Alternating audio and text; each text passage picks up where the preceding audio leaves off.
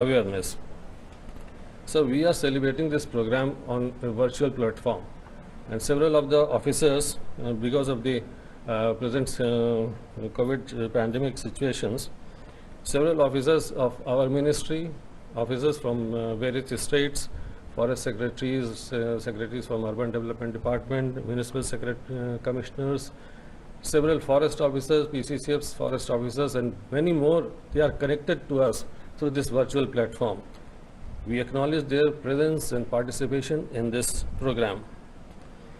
So, to make this program a successful event, the team in our ministry, the NIC team, IT cell, media cell, some staff in the office of DG Forest, in NAB, and several other officers, they have also contributed in its successful organization and completion. In the end, sir, I would like to, on behalf of the Ministry of Environment and Forest, I would like to convey my thanks to all and everyone for their contribution in making the event successful. Thank you.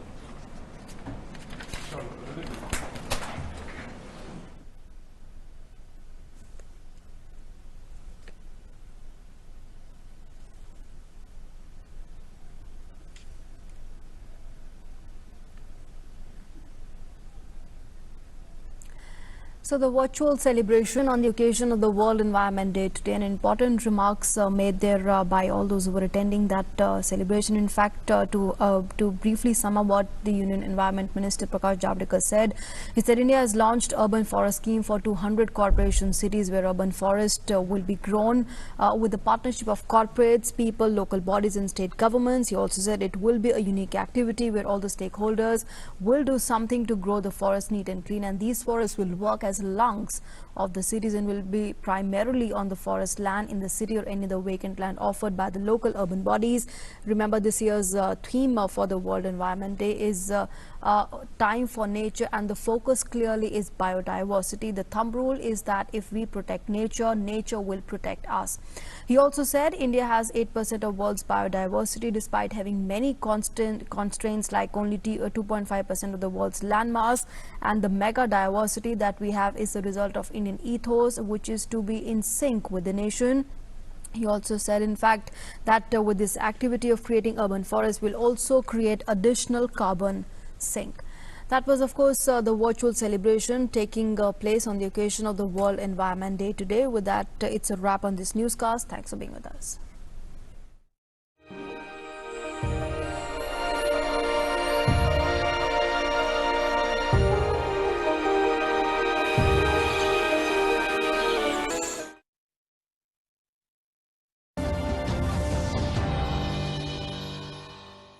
Come on boys, let's go practice. अरे रुक यार, मेरे bank account में गलत entry का problem हो गया। अरे तो बैंक को कंप्लेन करना। बैंक को लिखे 1 महीना हो गया है, बट वो गूगली पे गूगली डाले जा रहा है। तो आरबीआई के बैंकिंग लोकपाल को इन्फॉर्म करो। रुक, मैं समझाता हूँ। जैसे क्रिकेट में थर्ड अंपायर, वैसे ही आरबीआई का बैंकिंग ओम्बुड्समैन। आरबीआई कहता है अगर बैंक आपकी कंप्लेंट को 1 महीने में नहीं सुलझाता तो आरबीआई के बैंकिंग ओम्बुड्समैन में कंप्लेंट करो। यह आरबीआई का आसान तरीका है आपकी कंप्लेंट सुलझाने का, और वो भी फ्री। समझे? आरबीआई कहता है जानकार बनिए, सतर्क रहिए। पक्की होगी बुनियादें तो हंसे हिंदुस्तान होगा। पहले करो शुरुआत करो, करो तो पक्की बात करो। पहले करो शुरुआत करो, करो तो वंडर सीमेंट, एक परफेक्ट शुरुआत।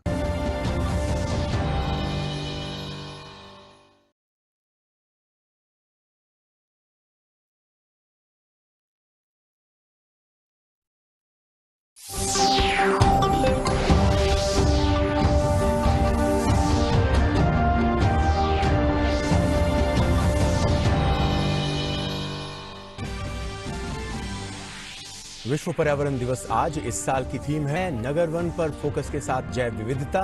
पीएम मोदी का लोगों से आह्वान, समृद्ध जैव विविधता के संरक्षण के लिए अपनी प्रतिज्ञा को दोहराएं।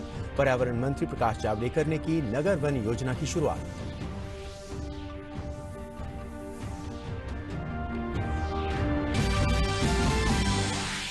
8 जून से खोले जाएंगे धार्मिक स्थल, रेस्टोरेंट और होटल।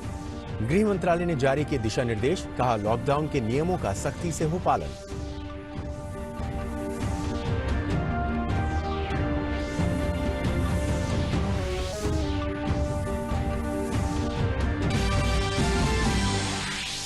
गृह मंत्रालय ने तबलीग से जुड़े 2550 लोगों को किया ब्लैकलिस्ट। वीजा नियमों का उल्लंघन करने पर 10 साल तक भारत में प्रवेश पर लगाई रोक।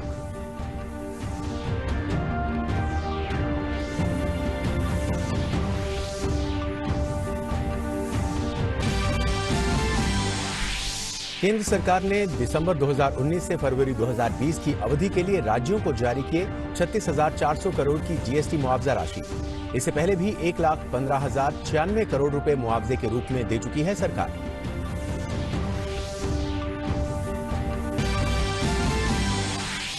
वंदे भारत मिशन के तीसरे चरण के अंतर्गत एयर इंडिया आज से अमेरिका और कनाडा के लिए 75 अतिरिक्त उड़ानों की बुकिंग करेगा शुरू।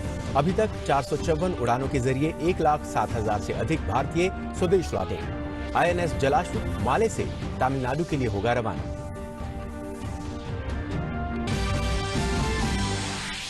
भारत में कोरोना वायरस संक्रमण के सक्रिय मरीजों की संख्या 1,10,960, जबकि 1,09,461 मरीज स्वस्थ होकर घर लौटे। दुनिया भर में कोविड-19 से 66 लाख से अधिक लोग संक्रमित और 3,89,000 से अधिक की मौत।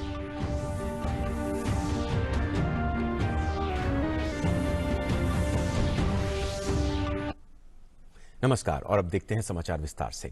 आज विश्व पर्यावरण दिवस है। हर साल 5 जून को मनाए जाने वाले इस दिवस का मुख्य उद्देश्य लोगों को पर्यावरण के प्रति सचेत करना है।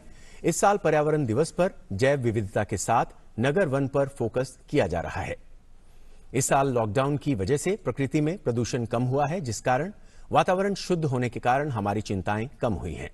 लॉकडाउन का पर्यावरण पर सकारात्मक प्रभाव पड़ा है। विश्व में लगातार बढ़ते प्रदूषण के कारण विश्व पर्यावरण दिवस मनाने की शुरुआत 1972 से हुई थी। संयुक्त राष्ट्र ने 5 जून 1972 से पर्यावरण दिवस की नींव रखी थी। इस मौके पर प्रधानमंत्री नरेंद्र मोदी ने पर्यावरण दिवस पर एक ट्वीट किया है और लोगों से अपील की है कि हम सभी पर्यावरण दिवस पर आज हम हमारे ग्रह की समृद्ध जैव विविधता के संरक्षण के लिए अपनी प्रतिज्ञा को दोहराएं। आइए इस सामूहिक रूप से वनस्पतियों और जीवों को सुनिश्चित करने के लिए जो भी संभव हो हम पृथ्वी को साझा करें। हम आने वाली पीढ़ियों के लिए और भी बेहतर ग्रह बना सकते हैं। दिल्ली में आज इससे जुड़ा एक वर्चुअल समारोह आयोजित किया गया। इसमें केंद्रीय पर्यावरण मंत्री प्रकाश जावड़ेकर मुख्य अतिथि थे।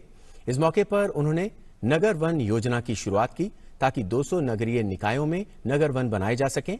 नगर वन कॉरपोरेट्स, आम भागीदारी, स्थानीय निकाय और राज्य सरकारों की मदद से बनाए जाएंगे।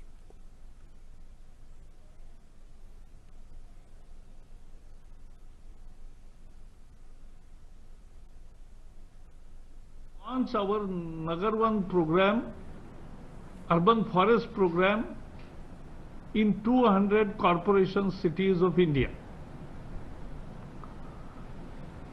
We started in Pune in 2015 and with the help of Forest Department, People's Representative, the Guardian Minister, the Member of Parliament, Member of Legislative Assemblies, corporation, and as was shown by Tata Motors, Persistent Foundation and TER Policy Center. This was the best example of PPP, and that is the model for improving the forest, urban forest in 200 cities. City forest we will fund it to an extent, to compound it and to carry out minimum services there from the Campa fund. As India has decided to create 2.5 billion or 3 billion tons of carbon sequestration, new forest, creating new carbon sinks, and that will work as urban lungs also. केंद्रीय one एवं पर्यावरण राज्य मंत्री बाबुल सुप्रियो ने विश्व पर्यावरण दिवस को एक हद तक विश्व मातृ दिवस से विस्तारित स्वरूप में ही देखने का आग्रह किया है। उन्होंने कहा कि दुनिया भर में आने वाली महामारियों से मुकाबला करने के लिए हमें पर्यावरण को साथ लेकर चलना होगा। Like today's day is World Environment Day, and it's like an extension of Mother's Day. Like we all grew up in our childhood getting warnings from our mothers when we did something wrong. I think the nature today, under the pandemic and whatever we are going through in the world, what we are fighting together, is a nature's call, is a planet, Mother Planet, letting us know that we all need to be more careful, and the efforts need to be more concerted to ensure that we take care of this planet in the manner that it should be. The World Environment Day reminds us to continue our commitment for environment protection and biodiversity conservation. केंद्रीय one एवं पर्यावरण सचिव संजय कुमार ने कहा है कि शहरों में पानी की कमी को दूर करने के लिए नगर वानिकी बेहद जरूरी है। नगर वानिकी के क्षेत्र में पर्यावरण मंत्री प्रकाश जावड़ेकर के प्रयासों की तारीफ करते हुए पर्यावरण सचिव ने कहा कि उनके कार्यकाल में नगर वानिकी को बढ़ावा दिया गया है, जिसका फायदा आने वाले समय में पूरी दुनिया को होगा। Water is intricately related to biodiversity and nature and forest. More than 1/3 of the world's cities, they draw water from a catchment which is heavily forested.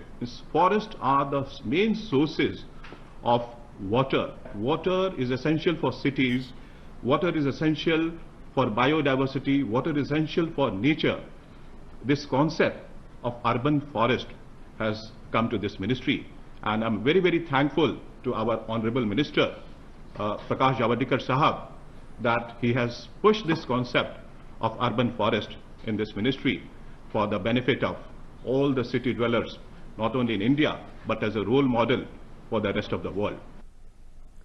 और इस पर और बात करने के लिए हमारे संवाददाता तपस भट्टाचार्य हमारे साथ मौजूद हैं। तपस, आज विश्व पर्यावरण दिवस है और इस मौके पर दिल्ली में एक वर्चुअल कार्यक्रम का आयोजन किया गया, जिसमें केंद्रीय मंत्री प्रकाश जावड़ेकर ने कहा कि नगर वन योजना की उन्होंने शुरुआत की, जिसके तहत 200 नगरीय निकायों में नगर वन बनाए जा सकेंगे।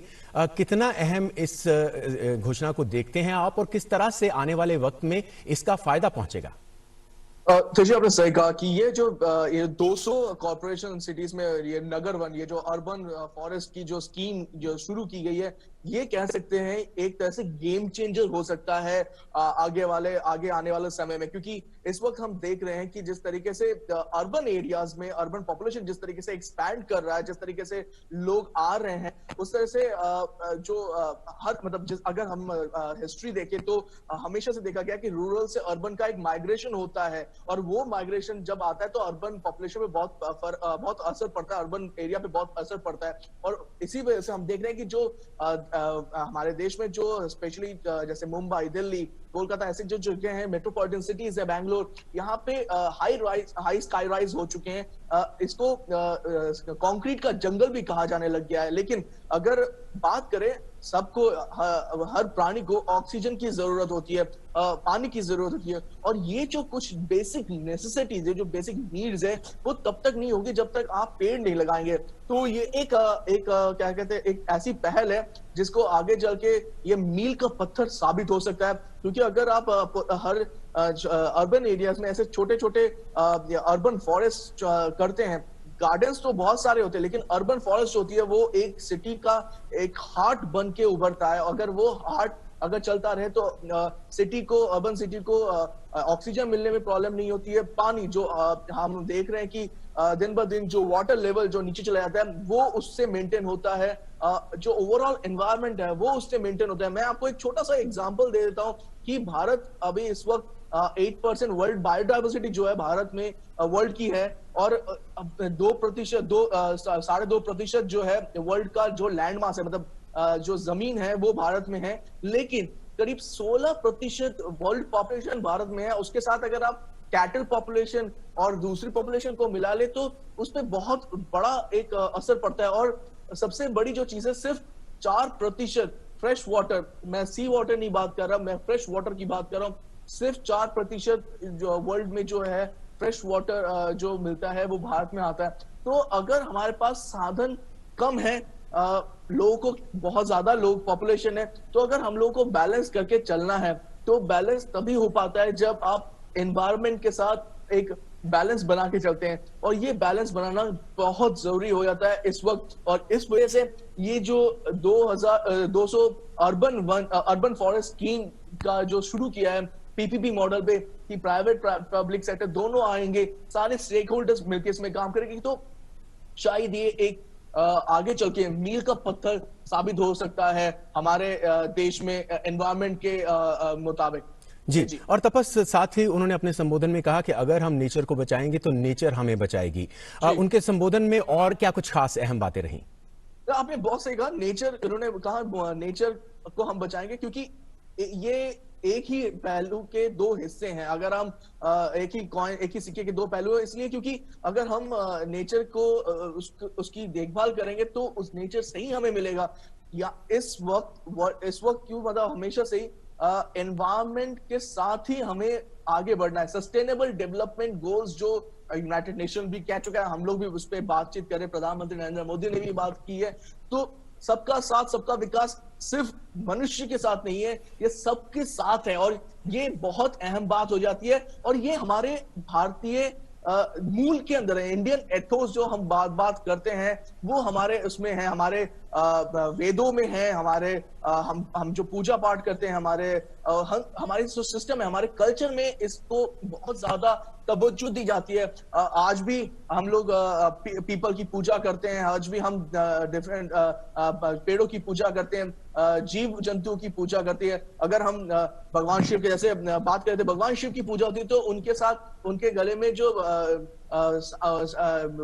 नाग है उनकी भी पूजा होती है। वैसे अगर माँ दुर्गा की पूजा करें तो उसके साथ उनके वाहन जो शेर, उनकी भी पूजा होती है। तो एक तरह से ये एक साथ चलता है, किसी को अलग छोड़ के किसी के साथ ये नहीं होता है। तो इसमें जैसे उन्होंने कहा कि चिड़िया कहिए, रेप्टाइल्स कहिए या एनिमल्स कहिए, ये सब एक एनवायरनमेंट के अंदर आते हैं। जब तक ये तब मेंटेन हो सकता है जब आप एक फॉरेस्ट को मेंटेन करें। इसीलिए हमेशा से फॉरेस्ट मेंटेन करने की जो बात हो रही है, जो वन्य जीव को मेंटेन करने की बात वो इसीलिए की जा रही है क्योंकि वो एक इकोलॉजिकल सिस्टम को तैयार करता है, और हम इकोलॉजिकल सिस्टम का एक पार्ट है, हम फूड चेन का एक पार्ट है। वही अगर हम कोविड-19 की भी बात करें, जब हम साइंटिस्ट लोगों से बात कर रहे थे, हिस्टोरियन से बात कर रहे थे, तो ये बार बार यही कह रहे थे कि जितना हम पेड़ काटते रहेंगे, पेड़ काटते काटते हम आगे बढ़ते रहेंगे, उतना हमारे फूड चेन में ये वायरस और ये सब चीजें आती रहेगी। जब तक हम इस चीज को परहेज नहीं करेंगे, जब तक हम एनवायरनमेंट के साथ हाथ में हाथ डाल के कदम से कदम मिला के नहीं चलेंगे, तब तक ऐसे पैंडेमिक, ऐसे वायरस आते रहेंगे। क्योंकि जब हम वन जीवों को काट रहे हैं, जब हम फॉरेस्ट को काट रहे हैं, तो वहां पे ऐसे बहुत सारे डॉर्मेंट वायरसेस होते हैं जो हमारे फूड चेन में आ जाते हैं, और उससे ही एक के बाद एक जो दिक्कतें आती है वो उससे होती है। तो इस वजह से हमें ये ध्यान में रखना बहुत जरूरी है कि नेचर को रेस्पेक्ट दें, नेचर के साथ चले। डेवलपमेंट किसी ने मना नहीं किया, सस्टेनेबल डेवलपमेंट की बात हो रही है, कैसे हम डेवलपमेंट करें लेकिन नेचर को साथ में रखें। अभी क्लासिक केस है इस लॉकडाउन में, हमने देखा कि किस तरीके से दिल्ली का यमुना नदी, हम जो कहते हैं एक तरह से एक नाला बन चुका था, इतनी गंदगी हो चुकी थी वहां पे। इस लॉकडाउन में जब पानी का बहाव शुरू हुआ, जब इंडस्ट्री से जो बहाव है वो नहीं आया, तब उससे वो कितना क्लीन हुआ, वो अपने आप क्लीन हुआ। तो नेचर को आप अपने हाथ पे छोड़ दीजिए, वो अपने आप को रिबूट करता है, अपने आप अपनी चीजों को सही करता है। बिल्कुल तपस, बिल्कुल ये बात तो बिल्कुल साफ है कि इस वक्त कोरोना से पूरा विश्व जूझ रहा है, लेकिन उसका एक सकारात्मक पहलू ये भी है कि पर्यावरण काफी साफ होता हुआ नजर आ रहा है, और शायद ये सोचने का विषय है, और ये आज का दिन उससे बेहतर क्या हो सकता है कि इस विषय में और अहम सोच और आगे बढ़ाया जाए। बहुत बहुत शुक्रिया हमसे जुड़ने के लिए। तो अहम खबर यह है कि आज नगर वन योजना की शुरुआत हुई है ताकि 200 नगरीय निकायों में नगर वन बनाए जा सके। खबरों में आगे बढ़ेंगे। कोरोना संकट के कारण लॉकडाउन अवधि में 8 जून से धार्मिक स्थल, होटल, रेस्टोरेंट और शॉपिंग मॉल खोले जाएंगे, लेकिन इसके लिए गृह मंत्रालय ने दिशा निर्देश जारी किए हैं। होटल और रेस्टोरेंट के लिए जो दिशा निर्देश जारी किए गए हैं वो इस तरह से हैं। लॉकडाउन अवधि में 8 जून से खोले जाएंगे होटल और रेस्टोरेंट, और इस दौरान चेहरे पर मास्क लगाना बेहद जरूरी होगा और 6 फीट की दूरी का पालन करना होगा। वहीं परिसर के भीतर पार्किंग आदि में भीड़ प्रबंधन जरूरी होगा, भीड़ वहां पर ना हो ये देखना अहम होगा। प्रवेश और बाहर निकलने के लिए अलग अलग रास्ते होंगे। और लिफ्ट में सीमित संख्या में ही व्यक्तियों के प्रवेश की इजाजत होगी, ये सुनिश्चित करना होगा। अतिथियों के ट्रैवल हिस्ट्री का ब्यौरा और सेल्फ डिक्लेरेशन फॉर्म भरवाना जरूरी होगा होटलों में। और रिसेप्शन पर हैंड सैनिटाइजर्स का इस्तेमाल जरूरी है। और दिशा निर्देशों में यह भी कहा गया है कि बुजुर्ग गर्भवती महिलाओं के लिए अतिरिक्त सावधानी बरतनी जरूरी है। वहीं लगेज को भी सैनिटाइज करना होगा जो मेहमान अपने साथ होटल्स में लेकर आएंगे। रेस्टोरेंट में बैठने के दौरान सामाजिक दूरी का पालन अनिवार्य है। वहीं डिस्पोजेबल मेन्यू के इस्तेमाल की भी सलाह दी गई है। इसके साथ ही बगैर संपर्क में आए ऑर्डर लेना और डिजिटल पेमेंट के उपयोग की भी सलाह दी गई है। और एयर कंडीशनिंग के लिए CPWD के निर्देशों का पालन जरूरी होगा। वहीं परिसर, कमरों और शौचालयों की निरंतर सफाई जरूरी है। इसके अलावा होम डिलीवरी के लिए लगे स्टाफ की थर्मल स्क्रीनिंग जरूरी है। वहीं 8 जून से देश भर में धार्मिक स्थल भी खुल रहे हैं। 2 महीने से भी ज्यादा समय तक बंद मंदिर, मस्जिद, गुरुद्वारा और चर्च श्रद्धालुओं के लिए फिर से खुल जाएंगे। लेकिन लॉकडाउन के कारण इस बार लोगों को एहतियात बरतने की जरूरत होगी, जिसके लिए केंद्र सरकार की गाइडलाइंस हैं और उसका पालन करते हुए लोगों को धार्मिक स्थलों पर जाना होगा। धार्मिक स्थलों पर बरती जाने वाली सावधानियां इस प्रकार से हैं। लॉकडाउन अवधि में 8 जून से खोले जाएंगे धार्मिक स्थल और इस दौरान चेहरे पर मास्क और 6 फीट की दूरी का पालन करना बेहद आवश्यक होगा। प्रवेश द्वार पर सैनिटाइजर, डिस्पेंसर और थर्मल स्क्रीनिंग अनिवार्य है। वहीं आरोग्य सेतु ऐप के इस्तेमाल की भी सलाह दी गई है। साथ ही परिसर में सिर्फ पूरी तरह से स्वस्थ व्यक्ति के प्रवेश की अनुमति है। अगर किसी में सिम्टम्स होंगे तो उसे जाने की अनुमति नहीं होगी। चप्पल और जूते परिसर के बाहर उतारना जरूरी होगा। अगर आप अपने वाहन पे आए हैं तो बेहतर होगा उसी में छोड़कर आए। प्रवेश और बाहर निकलने के अलग अलग रास्ते हैं, अलग अलग रास्ते होने जरूरी हैं। और एयर कंडीशनिंग के लिए CPWD के निर्देशों का पालन जरूरी होगा। साथ ही प्रसाद या पवित्र जल के वितरण से बचने की सलाह दी गई है। और लंगर या सामुदायिक रसोई में सामाजिक दूरी का पालन करना जरूरी होगा। धार्मिक स्थानों के लिए ये दिशा निर्देश हैं। परिसर के अंदर सैनिटाइजेशन का खास ख्याल रखना जरूरी है। कालिका जी मंदिर के ट्रस्ट के प्रमुख सुरेंद्र अवधूत ने मंदिर के एक बार फिर से खोलने पर प्रसन्नता व्यक्त की और कहा कि मंदिर प्रशासन सरकार द्वारा जारी सभी गाइडलाइंस का पालन करेगी। मंदिर प्रशासन सरकार के द्वारा जारी जितनी भी गाइडलाइंस हैं उनका पूरी तरह से पालन करेगा। जैसे हर एंट्री पॉइंट पर सैनिटाइजिंग की व्यवस्था होगी। हमारा प्रयास यही है कि जो एंट्री पॉइंट है उस पर हम जो है सैनिटाइजिंग टनल लगा रहे हैं, ताकि जो भी मंदिर में प्रवेश करे वो सैनिटाइज होकर जाए। और भक्तों से भी ये निवेदन करेंगे कि वो जब हम दर्शन करने आएँ तो मास्क पहनकर आएँ, बड़े बुजुर्ग और बच्चों को साथ ना लाएं और मंदिर में चढ़ाने के लिए फूल और प्रसाद ना लेकर आएं, क्योंकि सरकार ने ये निर्देश किए हैं कि मंदिरों में कोई भी फूल प्रसाद नहीं चढ़ेगा। उसके बाद उचित दूरी बनाने के लिए 6 फीट की दूरी पर निशान लगाए जा रहे हैं, ताकि भक्त जो है एक उचित दूरी बनाकर रखें और सुचारू रूप से जो है मंदिर में दर्शन कर सकें। और आज देवस्नान पूर्णिमा पर महाप्रभु जगन्नाथ का पवित्र शाही स्नान है।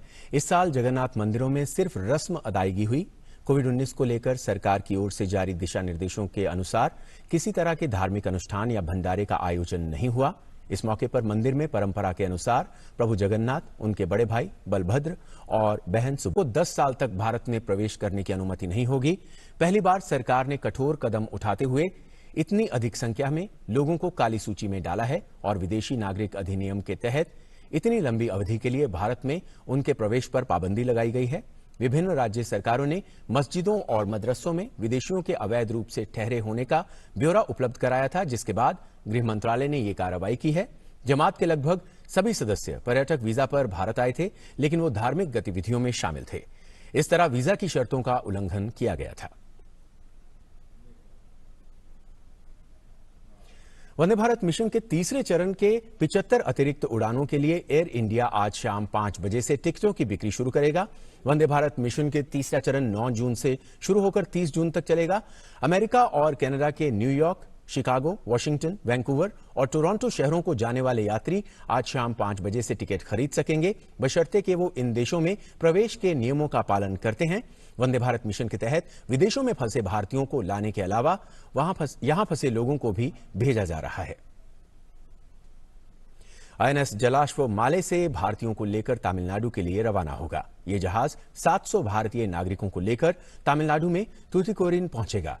माले में भारतीय उच्चायोग मालदीव के अधिकारियों के सहयोग से प्रवासी भारतीयों की वापसी के कार्य का समन्वय कर रहे हैं। नौसेना की ओर से चलाए जा रहे समुद्र सेतु अभियान के तहत आईएनएस जलाश्व और आईएनएस मगर ने 1,500 प्रवासी भारतीयों को पिछले महीने स्वदेश पहुंचाया था। आज साल का दूसरा चंद्र ग्रहण लगने जा रहा है। ये चंद्र ग्रहण उपछाया चंद्र ग्रहण होगा। इससे पहले 10 जनवरी को पहला चंद्र ग्रहण लगा था। ग्रहण आज रात 11:15 से लगना शुरू होगा और देर रात 2:32 तक चलेगा। 12:54 में ग्रहण का प्रभाव सबसे ज्यादा रहेगा। चंद्र ग्रहण में सूर्य और चंद्रमा के बीच पृथ्वी आ जाती है। उपछाया चंद्र ग्रहण में जब पृथ्वी की छाया वाले क्षेत्र में चंद्रमा आ जाता है तो चंद्रमा पर पड़ने वाली सूर्य की रोशनी बहुत ही कम पड़ती प्रतीत होती है। उपछाया में पूर्ण चंद्र ग्रहण नहीं पड़ता, इसमें चंद्रमा सिर्फ धुंधला सा दिखाई पड़ता है। साल के इस दूसरे चंद्र ग्रहण को भारत समेत एशिया, यूरोप, ऑस्ट्रेलिया और अफ्रीका के लोग भी देख सकेंगे। और इस बुलेटिन में फिलहाल इतना ही। दीजिए इजाजत। नमस्कार।